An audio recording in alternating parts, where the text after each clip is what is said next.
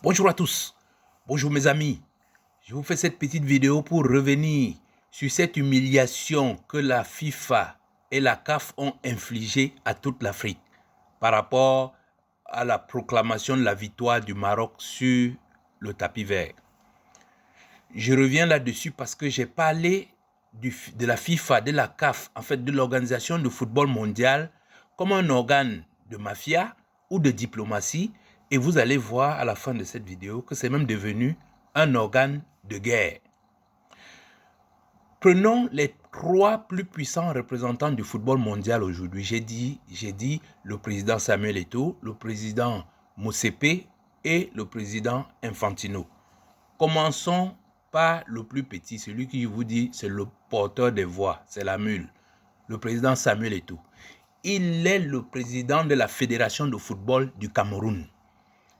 À ceux qui ne connaissent pas le Cameroun du football, c'est-à-dire ceux qui sont sur les planètes Mars ou dans les océans, le Cameroun, c'est l'un des rares pays où vous rencontrez une grande mère avec sa pioche et elle vous explique avec beaucoup de précision la différence entre Lionel Messi et Ronaldo.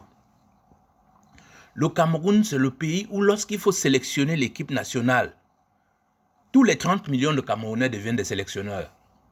Autrement dit, c'est un pays qui foisonne d'idées ou bien de ce que peut être le football dans le pays.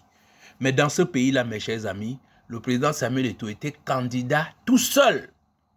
C'est-à-dire c'est le seul qui a une vision du football camerounais.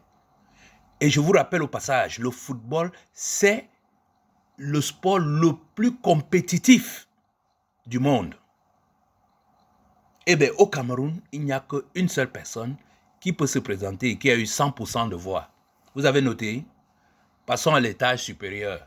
Le président Motsepe. Il est le président de la Confédération africaine de football. C'est-à-dire que c'est la plus grande confédération sur notre planète. Vous connaissez notre continent avec ses couleurs, avec ses variétés, sa diversité. On nous a expliqué qu'il n'y a qu'un seul homme venu, on ne sait de quelle planète, qui a une bonne idée du football africain. Résultat, il a été le seul candidat à être, il a été le seul candidat lors de la dernière élection et il a gagné bien évidemment avec 100% de voix.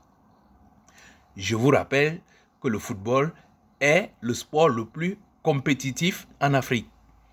Passons à l'étage supérieur. Le président Infantino, il est le président du football mondial, dont plus de 150 ou 200 confédérations de football. Et chacune de ces confédérations-là a une idée de ce qu'elle peut faire du football mondial. Eh bien, on nous a expliqué que Infantino est un Jésus. Celui-là, il n'y a pas deux, il n'y a que lui.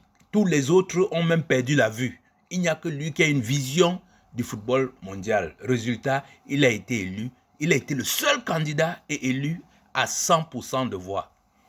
Je vous ai pris ce paramètre commun pour que vous donner juste un exemple de ce qu'est devenu le football mondial. Une fois qu'on a dit ça, expliquez-moi donc comment, parce qu'on nous disait que la mafia a des origines italiennes comme le président Infantino et tout, mais du jour au lendemain, ces trois-là sont devenus des Suédois. Parce que c'est eux qui attribuent maintenant le prix Nobel de la paix. Et à l'unanimité, les trois-là ont attribué à Donald Trump le prix Nobel de la paix. Et Donald Trump, depuis qu'il est revenu au pouvoir, il en est à sa 7e guerre, avec les bombardements partout, même jusqu'à ici, chez nos voisins au Nigeria. Voilà ce qu'est devenu le football mondial. C'est pour ça que je vous ai posé la question. Mettez vos commentaires à la suite de cette vidéo. Dites-moi, est-ce que le football mondial est devenu une organisation mafieuse, une organisation diplomatique ou tout simplement une organisation qui promeut la guerre?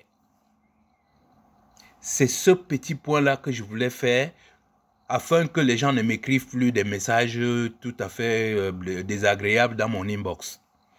Merci de m'avoir écouté et s'il vous plaît, mettez vos commentaires, ça m'intéresse.